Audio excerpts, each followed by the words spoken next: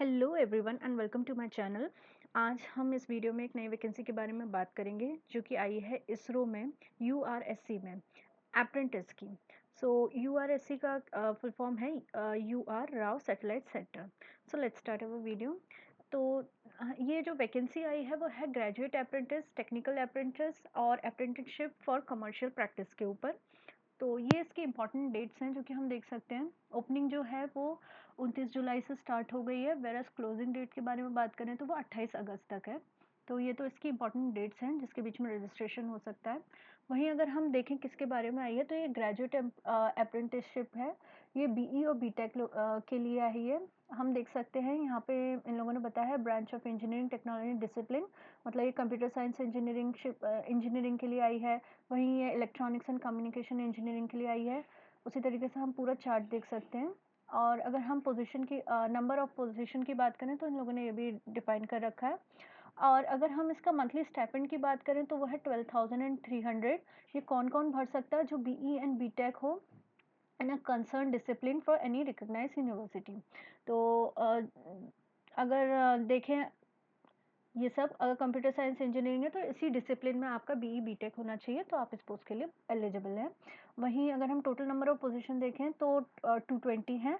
SC के लिए 31 है, एसटी के लिए 14 है, ओबीसी के लिए 59 है, ईडब्ल्यूएस के लिए 22 है। वहीं अनरिजर्व की बात करें तो वो 94 है। तो ये तो हो गया किसके ये ग्रेजुएट्स और इसके बारे में हो गया। वहीं हम देखते हैं टेक्नीशियन अप्रेंटिसशिप के बारे में।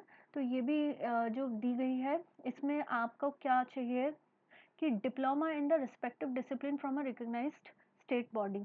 तो मतलब अगर आपके पास डिप्लोमा है, आप इन डिसिप्लिन्स के ऊपर जो भी आपके पास है, तो अगर वो डिप्लोमा है उन सब्जेक्ट्स के ऊपर तो आप इस पोस्ट के लिए एलिजिबल हैं। हम देख सकते हैं कि कौन सी ब्रांच के लिए बताया है। Computer science engineering, electronics engineering, mechanical के लिए है, इलेक्ट्रिकल के लिए है, सिविल इंजीनियरिंग और इंस्ट्रूमेंटेशन टेक्नोलॉजी और ऑटोमोबाइल इंजीनियरिंग, तो इन सब के ऊपर आई है। वहीं नंबर ऑफ पोजीशन भी देख सकते हैं। अगर स्टाइपेंड की बात करें वो 10,900 है।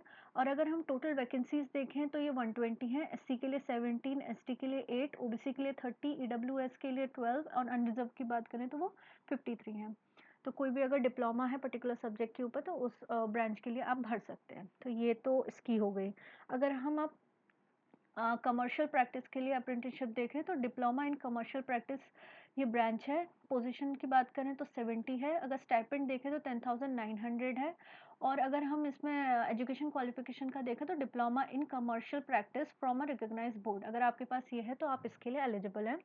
अगर हम देखें एससी के लिए 10 है, एसटी के लिए 4 है, ओबीसी के लिए 18 है, ईडब्ल्यूएस के लिए 7 और अनरिजर्व के लिए 31 पोस्ट आई हैं। तो ये तो हो गया वैकेंसीज के बारे में। अब इसका हम देखते हैं कि कौन से लोग एलिजिबल हैं। अगर आप ने अपनी डिग्री कंप्लीट करी है 2022, 23, 24, 25, 26, तो आप इसके लिए एलिजिबल हैं। Whereas not earlier than 2021, तो ये चीज़ आपको मेंशन है कि ये फुलफिल होनी चाहिए। और अगर आपको ये भरना है तो आपको NATS जो होता है नेशनल अप्रेंटिसशिप ट्रेनिंग स्कीम, उसमें आपको रजिस्टर करना होगा, फिर आप इसके लिए भर सकते हैं। और एक चीज़ मेंशन और है, जो कैंडिडेट हैं, candidate who have qualify exam as a regular candidate are only applicable, मतलब आपको रेगुलर अपनी डिग्री होनी चाहिए आपकी, इसका मतलब ये है, तभी आप इसको भर सकते हैं।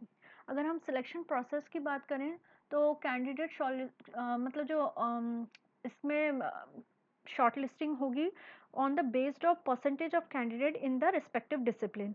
तो और जो शॉर्ट लिस्टेड होंगे वही डॉक्यूमेंटेशन के लिए बुलाए जाएंगे। तो अकॉर्डिंग टू योर परसेंटेज आप आपका शॉर्ट लिस्ट होगे और उसकी डॉक्यूमेंट वेरिफिकेशन के लिए आपको बुलाया जाएगा। और एक चीज़ और मेंशन है इसमें कि कैंडिडेट जो पहले ट्रेनिंग में जा चुके हैं या फिर पहले से हैं, या फिर एक या उससे ज़्यादा का एक्सपीरियंस है किसी इंस्टीट्यूशन से, या फिर टर्मिनेट या रिज़ाइन किया गया है आपको, तो इस अप्रेंटिस ट्रेनिंग के लिए आप एलिजिबल नहीं हैं। तो ये चीज़ आपके लिए मैंशनड है।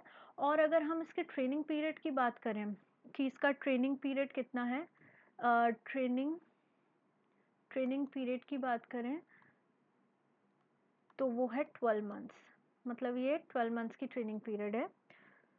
सो यही है इस नोटिफिकेशन के बारे में।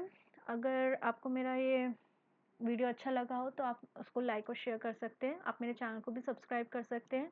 ये मेरा टेलीग्राम चैनल है, आप इसको जॉइन कर सकते हैं ऑफिशियल नोटिफिकेशन के लिए। Thank you for watching my video.